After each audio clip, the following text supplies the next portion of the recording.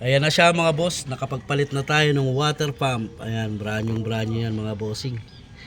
Yung pinalit natin dito sa ating Ford Explorer. Ayan.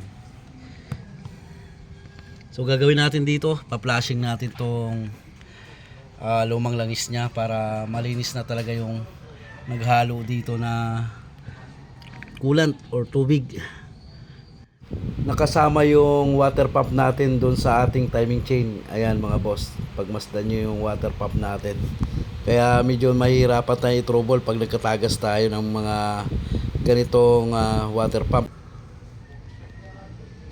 Yung dati mga boss, yung langis niya, natapos na natin yung pagpalit ng water pump. So i-start na natin tong ating Ford Explorer. Excuse cho, padaan ako. Ayaw nyo magbigay mga padaan. Yung buntot oh. Dito. Ayan, dito. Sampa dito.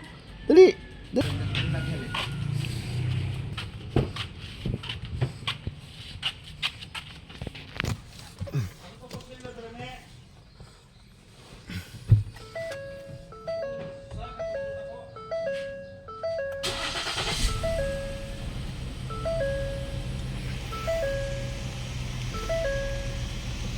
Yon, kaandar na tayo mga bossing.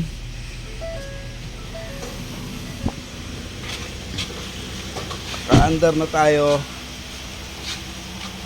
Patong muna natin yung susi rito.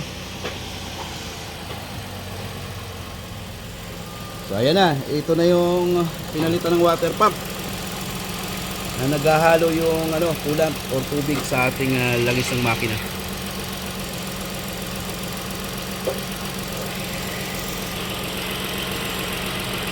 Pina-flash pa yata ito yung natin, yung langis. Wala na kayo makita ang pamumuti. So puro langis na yan. Oo. Ayan mga boss, naka-andar na yan. Baka tahimik pa ng andar nyo.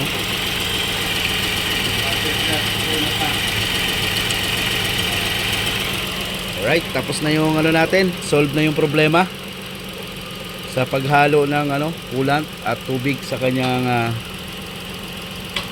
langis ng makina.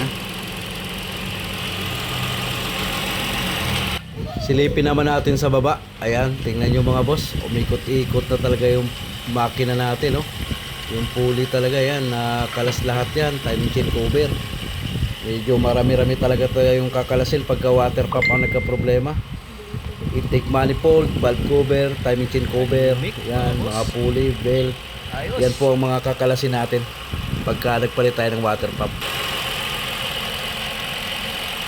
Pwede nang i-release mga sir. Solve na. Yan. So sana nakapag-share ulit tayo pag naghalo yung coolant or tubig sa inyong langis ng makina. So ano bang dapat i-check? Una, oil cooler. Pangalawa, yung water pump tulad sa nangyari nito. Huwag muna tayong maghahatol ng head gasket mga boss sa mga ganong problema.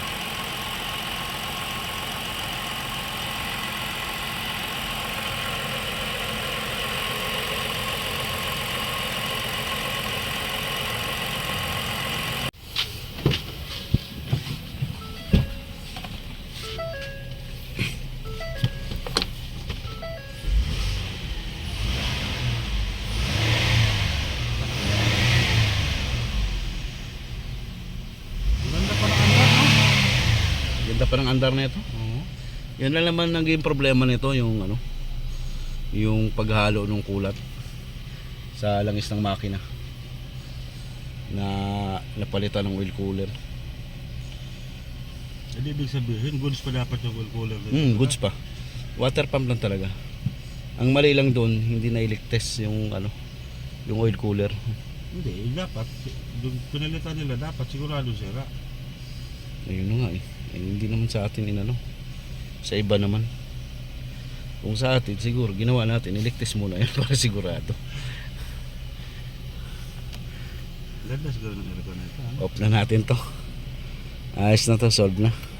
Ayan, dahil na-solve na natin yung ating Ford Explorer, so magsa-shoutout ulit tayo. Shoutout nga pala kay Joseph Ruiz, Herson Ablay, shoutout.